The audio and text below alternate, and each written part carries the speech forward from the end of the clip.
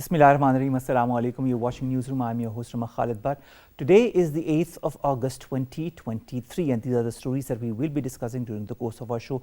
Our main stories concern more or less India. Our first segment concerns the relationship between Pakistan and its neighbor India. Now, Prime Minister Shehbaz Sharif has given recent remarks that Pakistan is ready to talk to its neighbor, provided that the neighbor is also serious to talk on serious matters, because war is no longer an option. India has responded that an environment free of terror and hostility is necessary to restart talks. India's clear and consistent position on this issue is well known. We desire normal neighborly relations with all our neighbors, including Pakistan.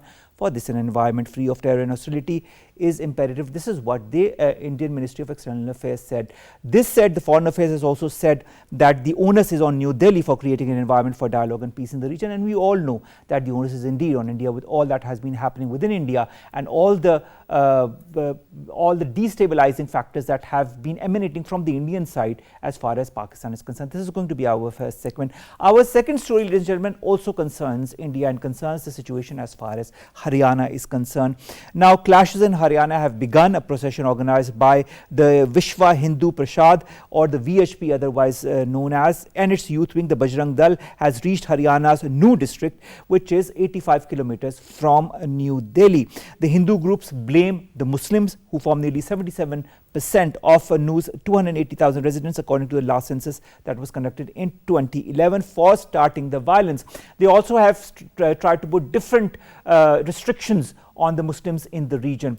How is that going to bode as far as the already Indian destabilized or instability in different regions, whether it be in Indian illegally occupied Jammu and Kashmir, or whether it be in Haryana, or whether it be in other states, Manipur, for example, as well, bode for India as a country? Will it be able to come out of this current crisis that is engulfing it? That is the Haryana crisis and this Hindu-Muslim clash. This is going to be our second story. Our third story is more or less on a positive note. Now, our Prime Minister Shehbaz Sharif has launched health insurance and scheme for working journalists and artists in Islamabad, a very desirous incentive that was well needed for the journalistic community all across Pakistan, including myself. And there are so many important pointers that form this policy that will be extremely helpful for all the journalistic community as well as their families. This is going to be our last story. Let's begin with our first, and that concerns the relationship between Pakistan and India and how that can be improved upon. Whereas on the one side, our Prime Minister says that all the important issues need to be talked about, including all the serious issues, and of course he was referring to Indian illegally occupied Jammu and Kashmir and others. On the Indian side, they say it's the onus is on Pakistan, wherein the exact onus is in fact only on India and its attitude towards Pakistan. More in the following report. Pakistan has always believed in a peaceful neighborhood and wanted peace with all its neighbors on mutual respect and in conformity with international law. Adhering to the cherished norms of the diplomacy, Pakistan has emphasized that dialogue is important between Pakistan and India in an environment which is free of coercion and free of belligerence that India continues to demonstrate in the region. Prime Minister Shehbaz Sharif reiterated that Pakistan is ready to hold talks with its neighbor on serious issues, as wars are not an option. Stressing the importance of the economic competition, Premier Shehbaz Sharif pointed out that Pakistan had fought 3 wars in the last 75 years, which resulted in more poverty and a lack of resources. These resources could have otherwise been spent on the development and prosperity of the people. Replying to the Prime Minister Shehbaz Sharif's statement, the Indian Ministry of External Affairs spokesperson said, an environment free of terror and hostility is necessary to restart talks. The Foreign Office, in its rejoinder, has put the onus on New Delhi for creating an environment for dialogue and peace in the region. Pakistan's constructive and responsible approach contrasts with that of India, which is pursuing the unilateral actions and belligerence inspired by Hindutva doctrine. Dr. Asma Shakir Khaja, who is the Executive Director of CISS in Azad Jammu and Kashmir, joins us online. Thank you very much, Dr. Saiba, to have joined us. Dr. Saiba, our Prime Minister Shehbaz Sharif says that Pakistan is prepared to talk to India, provided that the neighbor is also serious to talk on serious matters, because war is no longer an option.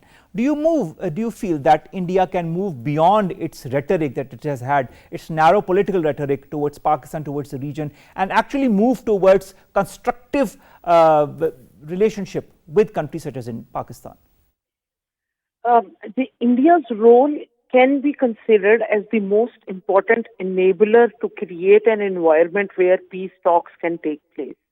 But as we all know, that Pakistan always have this stance that all issues between Pakistan and India should be resolved through bilateral talks. But we have seen that India has taken this suggestion as a bargaining tool, and even to start negotiations with Pakistan, India uses this.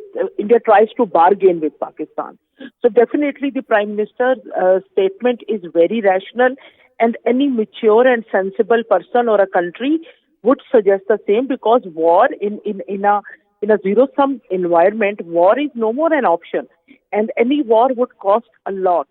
But we have to see that how Mr. Modi respond to or his regime reaction to this statement is, because it is only under Mr. Modi's regime since 2014 that all communication links and enablers of peace between Pakistan and India have been seized by the Modi regime.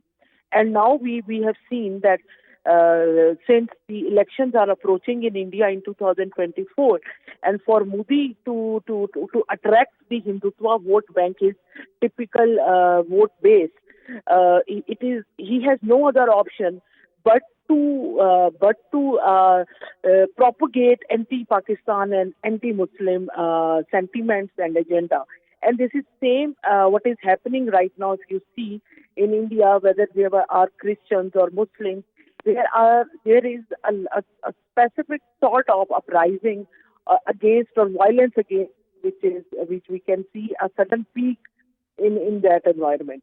So I wish, like any sensible South Asian, that India choose to resolve all long-standing conflicts with Pakistan.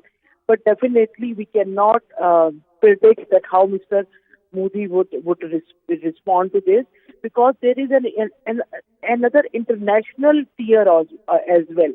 So pressure from internal from the region and outside the region is very important to make India realize that war is no more an option. War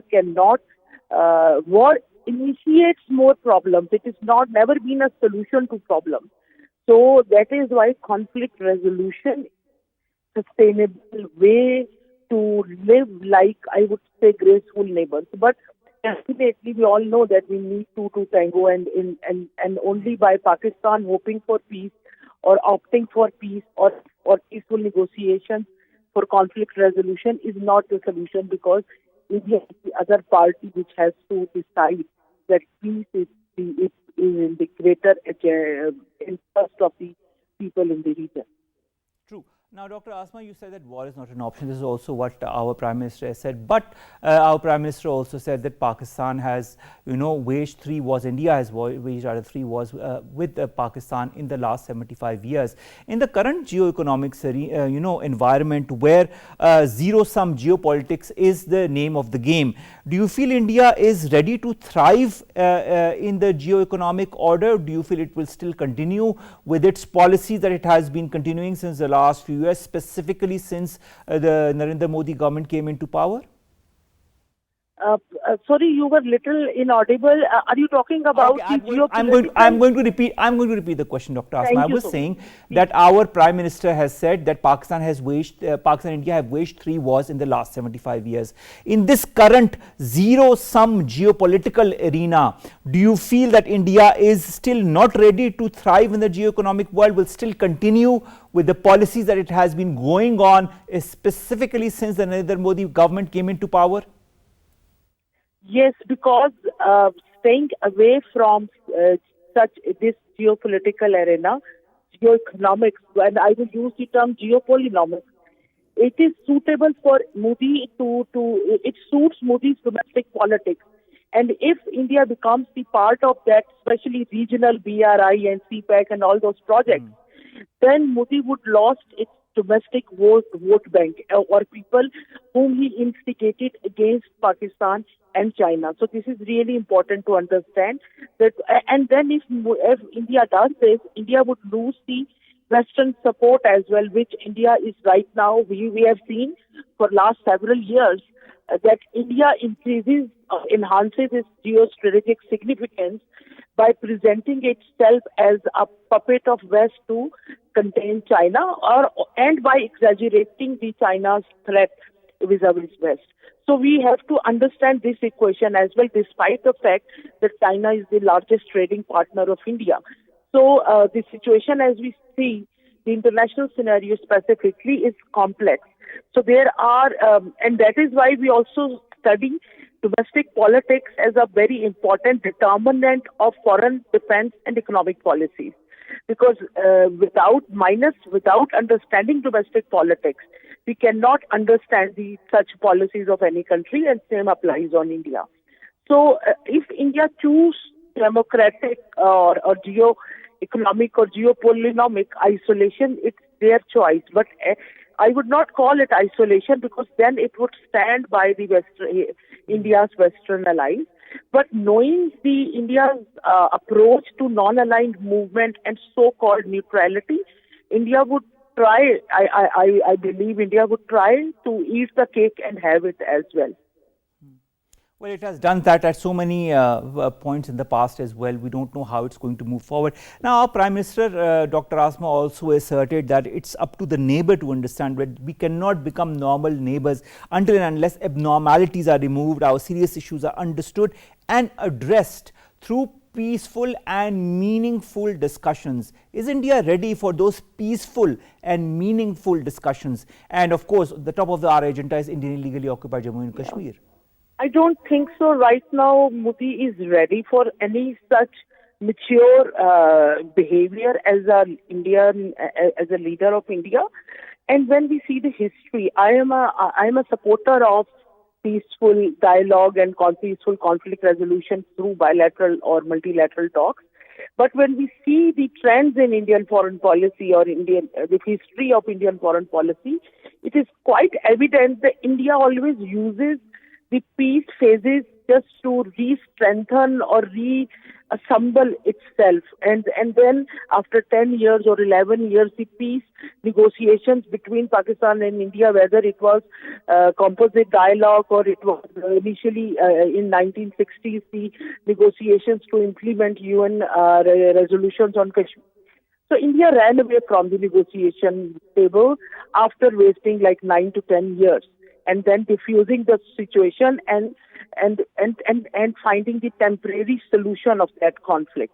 So it is really important that both countries should negotiate, because even there is no solution. Even if Ukraine-Russia war would be stopped, that would be through peaceful negotiation. And all wars between Pakistan and India, they also ended through peaceful negotiations. And this is the peace time. So the negotiations are the only method. But definitely, when we talk about negotiation, it should not be delivered from the position of weakness. It should be from the position of power, because India doesn't understand the language of weakness. And that is why this military balance Pakistan has created vis-a-vis India, and our preparedness to deal with any unwanted action by India, and especially Modi, to win the forthcoming elections should be. And India, actually, they know, their defense policy makers, they know that any such ambition, they have seen Balakot. So we not only use words but actions to determine and to make them believe that what we say, we have potential credibility to do that. So this is really important. So from the position of power, with the strength of balancing or dealing with any aggression, right, India, Pakistan can offer negotiations,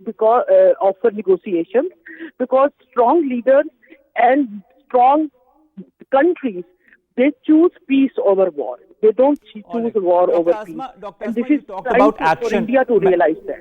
Dr. Asma, you talked about action, as compared to mere words, as while answering my last question. As far as actions are concerned, Pakistan's Prime Minister in January also tendered an olive branch to India to discuss all the important issues, the unresolved matters. New Delhi responded that the timing was not right. Do you feel, in your point of view, that India is the biggest obstacle as far as regional peace is concerned? Yes, India is the biggest obstacle to achieve sustainable regional peace and development. India is the biggest obstacle in making, South Asian region is the least connected region only because of India, because it is the only irritant which is not allowing SAARC to be functional. So right now, India's hegemonic behavior and hegemonic ambitions, and of course the domestic politics and the vote bank, they are the biggest impediment to forge any sustainable peace and development in South Asia region. But today or tomorrow, this generation or the next generation, they would realize that when Pakistan was offering peace talks and peaceful conflict resolution, how mature, wise and visionary Pakistani leaders were to choose peace over war. That is so true. Now, Pakistan has also repeatedly clarified that talks with India can only take place when India comes to its pre-August 5, 2019 positioning. That is, of course, we all know the Article 370 and 35A and altering the demography of Indian illegally occupied Jammu and Kashmir. Do you feel India is ready for it? Do you feel India will ever be ready for this?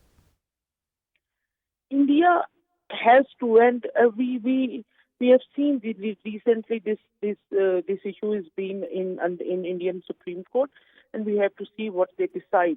But if Pakistan, then like this suggestion from Pakistan, or this is this gives credibility to Pakistan's offer not only, but Pakistan's position of power as well, that we are not ready to negotiate with India under all circumstances. And I would like to add that Pakistan should also demand India to stop its involvement in destabilization activities in Pakistan. So all those activities which India is sponsoring to destabilize Pakistan, India should refrain from that to create an environment where peace talks can take place. I hope that some kind of, maturity comes as far as the Indian perspective and point of view is concerned, because of course we are seeing the increase in Indian military expenditure. We are also seeing the positioning as far as its 5th of August 2019 attitude is concerned. We also know the Hindutva and the Hindutva inspired designs and methodologies that are being put into place and implemented all across India, including in Indian illegally occupied Jammu and Kashmir as well. Let's hope better sense prevails. Thank you so very much, Dr. Asma Shakir Khaja, Executive Director, CISS in Azad Jammu and Kashmir, to have discussed options of peace between India and Pakistan and talks between both the countries in order to discuss all thorny issues and get away with them. Let's see. The olive branch is there from the Pakistani side. It was already there in the past as well. Let's see whether and when India will respond. Let's come to our second segment, and that also concerns India, Haryana, the Hindu-Muslim riots and the pro-Hindutva attitude that is also creating more instability in the region. More in the following report.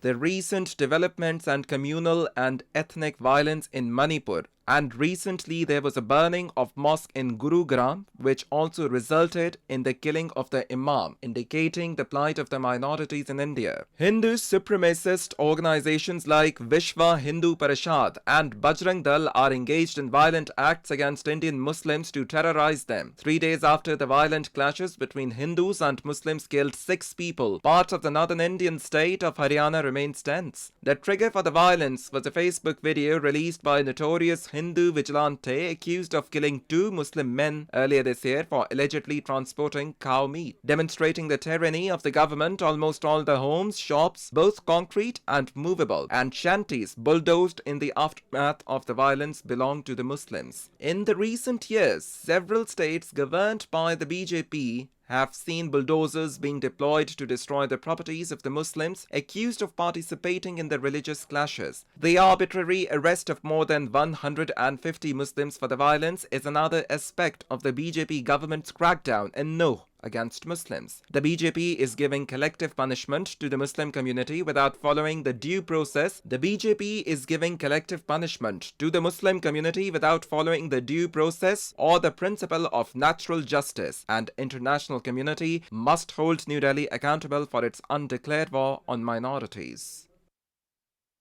Dr. Syed Mohammad, expert in international affairs, joins us online. Dr. Saab, thank you very much to have joined us. Dr. Saab, we see clashes in other parts of India. We see them in Manipur, and now we see that in Haryana. Add to that is the video that has been taken out by Manesar, who asks for the Haryana, asks the Hindus to join him, the VHP to join him as well. In all of this very agitated environment, do you feel the Hindu-Muslim clashes that are going on in the region can spill to other states? Yes, it's a tricky situation. It's still an unfolding situation. In some way, the violence has already spilled. I mean, it's gone from Haryana's new district to Gurugram, and that is in New Delhi. Not only is it in New Delhi, but it's being, near the heart of India. It's a stone's throw away from major multinational organizations like Google and Deloitte. They have their offices there. And there is this sense of, trying to incite more violence. I mean, one of the slogans being used is like, Desh ke gaddaron ko goli maro salon ko, which apparently had also been doing the rounds when there were protests against the anti-citizenship bill. So, this is still an unfolding situation, and, it comes on the back of years now of, of this kind of agitation and this worsening of, the intolerance in India. So it's a fluid and a dangerous and sad situation. You talked of Gurugram, Dr. Syed Mohammad Ali. The fact remains that a young imam was, beaten, stabbed to death by a mob, and then a mosque was set ablaze as well. And you said that, of course, it is truly sadly spilling in other states as well. And you mentioned Gurugram as well. Do you feel all of this that is emanating, whether it be in Manipur, whether it be in Haryana, Gurugram, and of course, you talked about the relevance as far as the nearness to New Delhi is concerned. Do you feel this is all a result of Hindutva policies?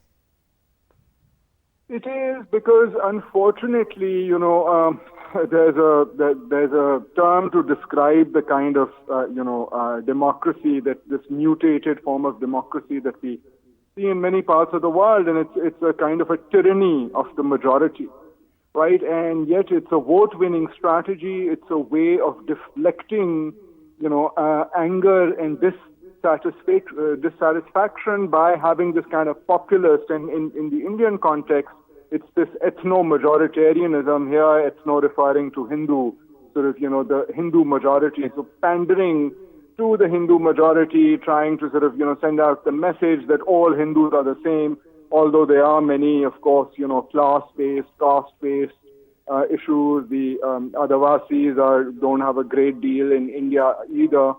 But that's what it's turned into, right? This idea that India is a Hindu state, and historically it's been subjugated, and it's been robbed of its original identity, which is of course a false narrative, because there are layers of history, right? These parts of the world, there's the Indus Valley civilization, but this kind of very myopic way of thinking of nationality. And it's a strategy that unfortunately has been winning them votes. But I do want to say that, while this is in that context of Hindutva, this actual violence that was triggered was, it's in reaction to this the far right Hindus taking out this procession. And it was like this ethnic Muslim minority that had attacked the Meos, right? They had converted to Islam, in the past, and they started, they had a skirmish, and then that skirmish turned bloody very quickly. And it, and it has the potential to spread not only because of Muslim, the Muslim issue, but also because of this ethnicity issue, because this ethnic community also, besides Gurugram, they're in Faridabad, they are in Palwali, they are in also in some districts in Rajasthan, in Aligarh, in UP. So there is that potential that, in the same way that we fear that this sort of, violence against the Muslims, also violence against this ethnicity. And, we've seen sort of the ethnic strife in Manipur, as you just alluded to earlier. All right. Now, Dr. Ali, I'd also like to understand, you talked about a myopic, a false narrative that has been perpetrated by the BJP-led government. No, just talking of Haryana, more than 300 houses and businesses were burned just on Thursday by the mob. Do you feel that this is more or less a collective punishment on the Hindu community, on the Muslim community, just for being Muslims? Because you yourself alluded to the fact that the BJP and the Hindutva policy also refers to the fact that India is basically a Hindu state, and all of that came under change, and this needs to be reverted.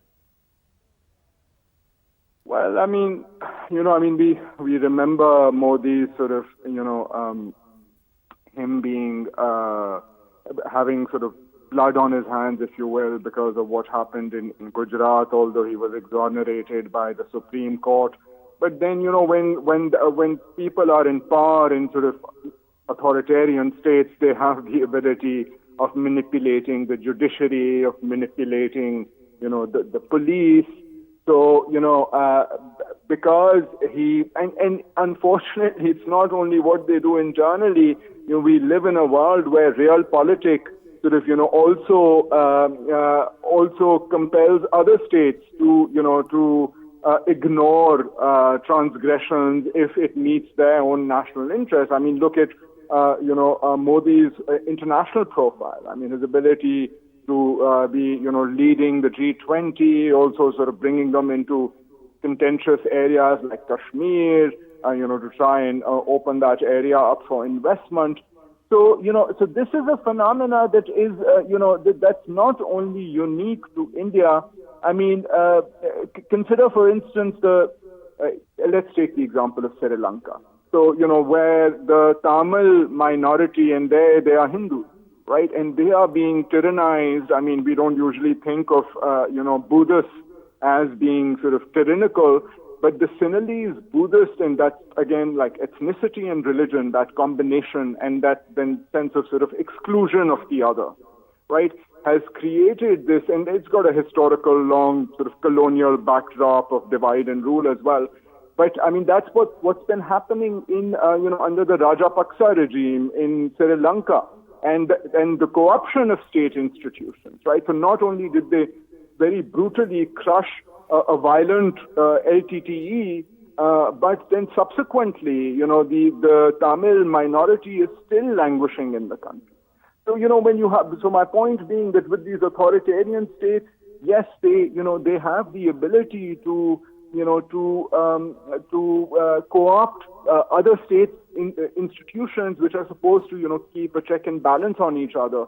And they can be then used to, to perpetuate this sort of this persecution of a given minority. All right, now, Dr. Ali, in all of this environment, a High Court in India annuls a demolition drive in No and seeks an explanation from the BJP government in Haryana. Do you feel the court can declare it a textbook case of ethnic cleansing, or do you feel it will also go as per the BJP narrative? I mean, I don't know. I mean, although the Supreme Court in India has had, it's done interesting things in the past. For instance, if you recall the Shah Bano case, right? They were quite proactive in giving, this is like a Muslim woman, right? And they were giving her the right of alimony. And at that time, to appease the Muslim community, the conservative Muslim community, Rajiv Gandhi went against that decision. Right, and the Supreme Court has, of course, done other things, proactively trying to protect the minorities. But in the last few years, I mean, while there are appeals sort of going on against revocation of Article 370, the Supreme Court did not, show a lot of proactiveness, given all the stuff that's been happening in India in the past. But do note, like internationally, there is increasing discomfort, right? I mean, there are American academics, for instance, who are saying that India is not the largest democracy in the world. It is, in fact, an illiberal, it's an illiberal country. And I mean, and these are real politics people, and they think that the U.S. still needs to, align with its interests with India and then use India. But it should not think that, the basis of doing that is not, democracy. I mean, the U.S. itself has problems with democracy, but that's another story.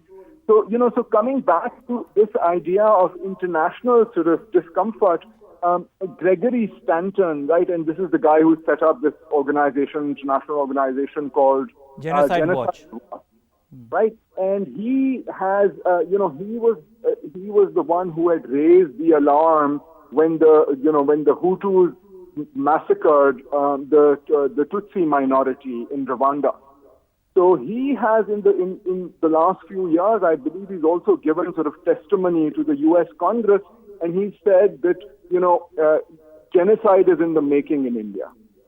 So, so there is that recognition. I mean, within India, I don't think that the atmosphere, the sort of landslide victory that, and the popularity that the BJP enjoys currently, that there's space for civil society or the media, perhaps even the judiciary to, take such a strong stand, and try and protect the Muslim minority. But it is becoming an increasingly severe problem for India itself.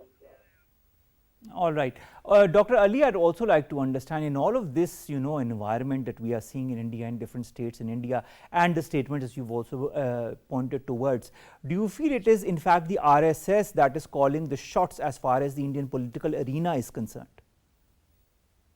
It is because, the RSS is part of Sangh Parivar, right? And it's spawned other entities like Bajrang Dal, like Vishwa Hindu Prashad, right? So these are sort of, they've been going around doing beef lynchings and love jihad and corona jihad and, so all these things, and have been getting protection sort of, by the BJP. And, the RSS has, if we look back a little in history, going all the way back right to,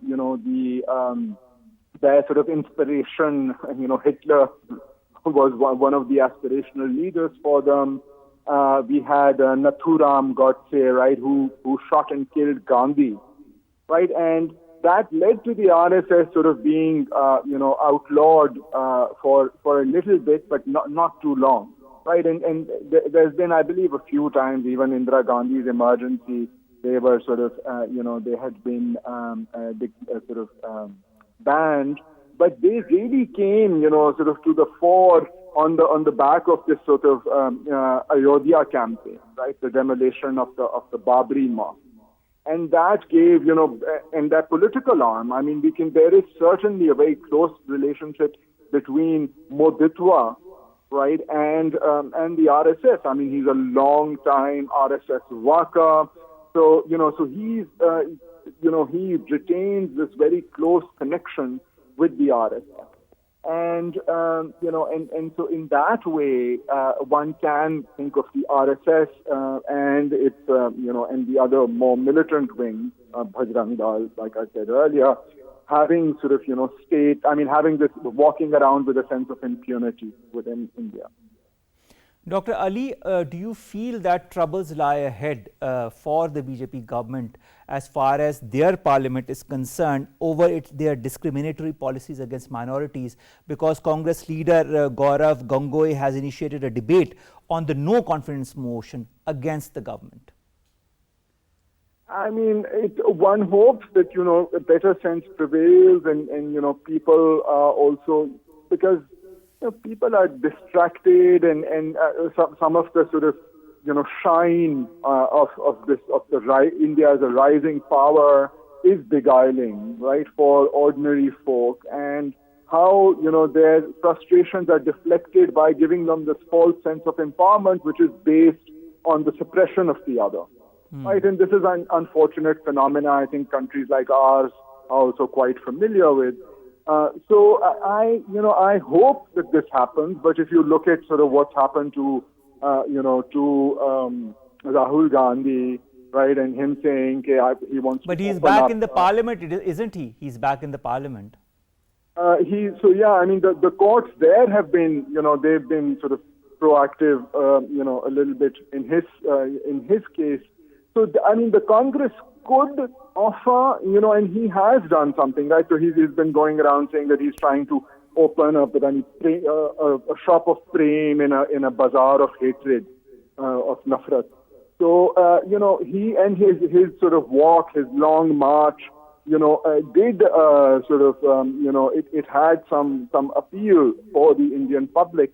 So they could, and because Modi is just doing what he'd done, in the last election, which was proved to be a winning strategy, and Pulwama happened as well. So the anti-Muslim card and the sort of ultra-nationalist zeal got him a landslide, and this is what he seems to be doing again, right? So it's the strategy 2.0. It's that same strategy. All right, Dr. Ali. There's always hope, and these things are unpredictable. So, not that the Congress has a perfect record, but it was certainly not, what's been happening with the rise of Hindutva. Dr. Ali, you referred to the Hindu-Muslim hate or the Hindu-Muslim clashes. Now, do you feel that the BJP is deliberately stoking these clashes or this environment of hate between the Hindus and the Muslims for political gains? Well, that's what I was suggesting, right? Because they had in the last elections had managed to sort of win a landslide. It was this is already his second term. He did much better in the last elections than he'd done earlier, and the elections are again around the corner next year.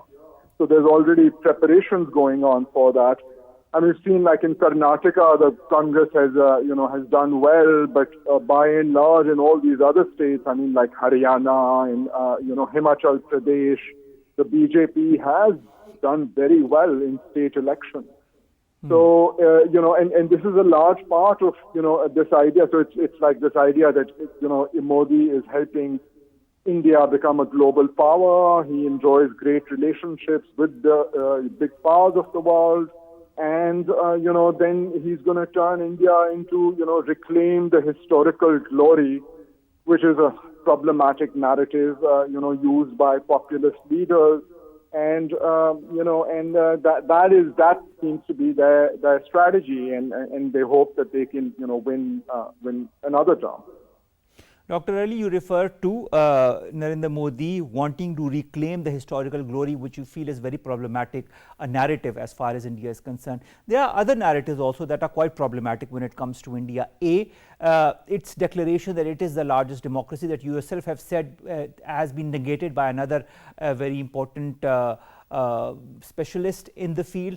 And the second, that India is also the largest pluralistic country where the values of pluralism are being implemented in letter and spirit. He said that at a recent G7 summit as well, quote unquote. Do you feel his promotion of India as a democratic country versus what is actually happening on the ground in India and his discriminatory policies nationally inside of India will create a lot of problems for the Narendra Modi government in the coming months, or do you feel it will be business as usual?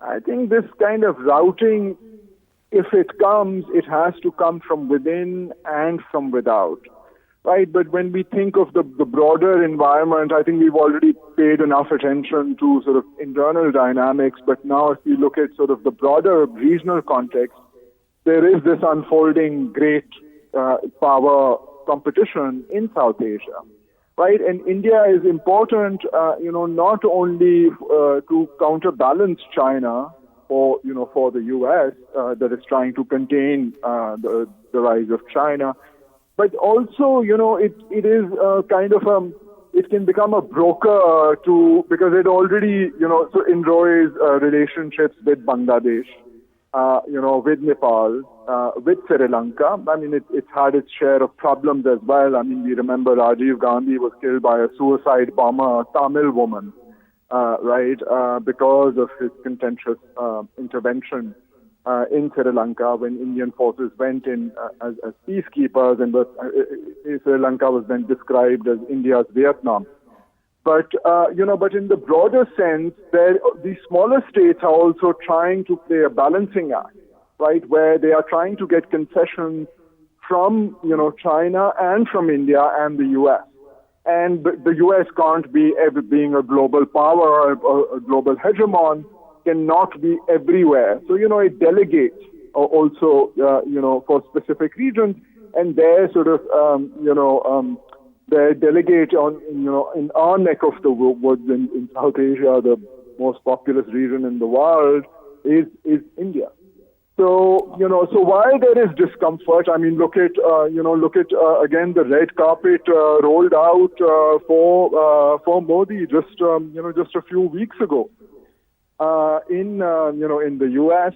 So like I said, I mean, the U.S. itself, we can, have a long discussion about democracy there, but they had the summit of democracy. I mean, last time Pakistan wasn't really called.